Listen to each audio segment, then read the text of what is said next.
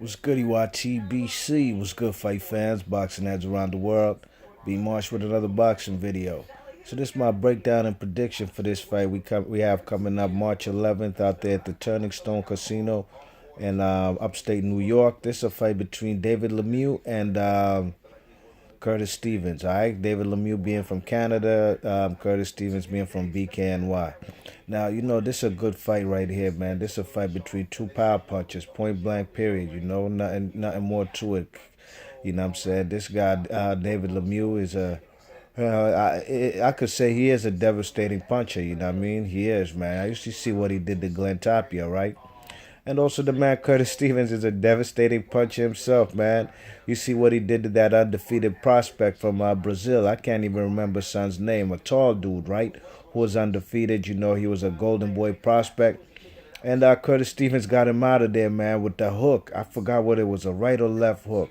I can't quite remember, you know what I mean? Well, this is a real good fight right here. This is boxing after dark, so I believe it's only going to be one fight on this card, you know what I mean? That's going to be televised. And this is a real good fight, and I'm glad that Golden Boy put this on its own rather than put this on the undercard of Canoli versus Julio Cesar Chavez Jr., you know what I mean?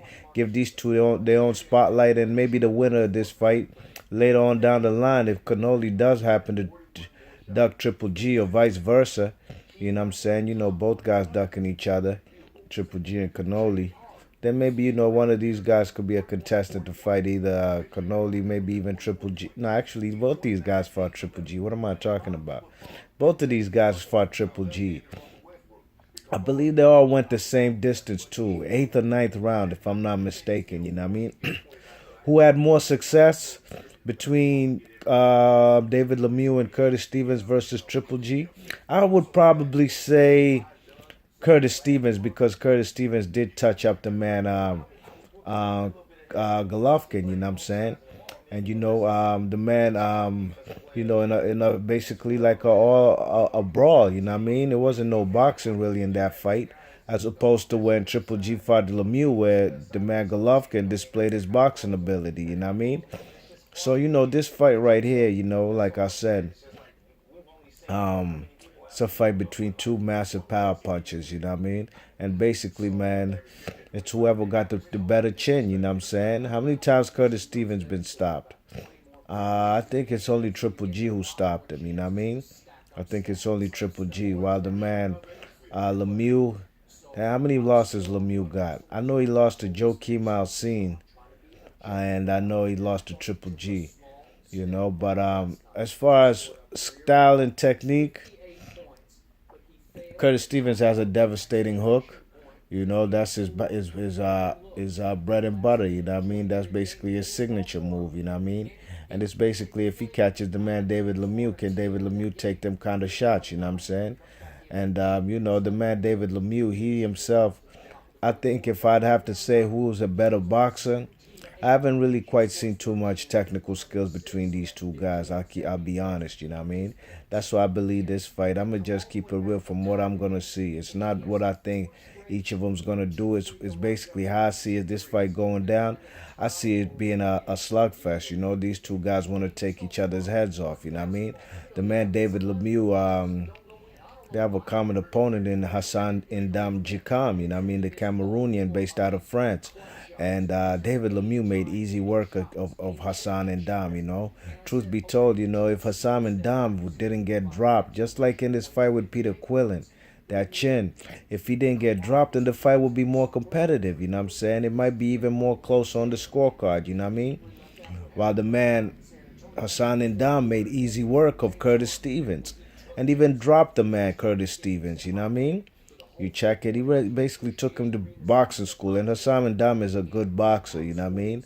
But he's not known quite as a power puncher, although he might debunk that theory with that. In my opinion, he had the knockout of the year, Hassan Ndam, when he knocked out that the guy from South America named Alfonso Blanco for that WBA interim title at superweight. I said superweight, excuse me, at middleweight.